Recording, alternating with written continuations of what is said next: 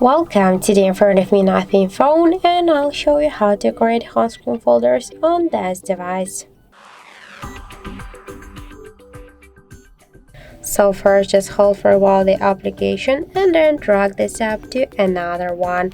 After that we can see that we'll just create the new home screen folder on our device screen. If you want to add here more applications, by the same way hold them and drag them to your new folder.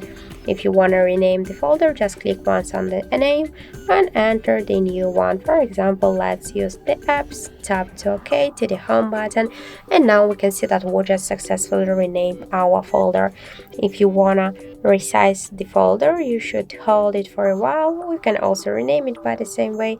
Click here to enlarge, and now this folder, we can see that we make it bigger. If you want to make it smaller, so tap here to minimize. Also, we can move the folders here on the screen. Just hold it and drag it by this way. And if you want to move it between the screens, that's also not a problem, like as create a new screen with a folder. And if you want to remove some apps from here, just hold it and drag it here to the home screen if you want to stay with this application on the home screen. But if you want to remove this app from the home screen and from the folder, just hold it and drag it here to remove icon. But don't worry, you will stay with this application here in the apps menu.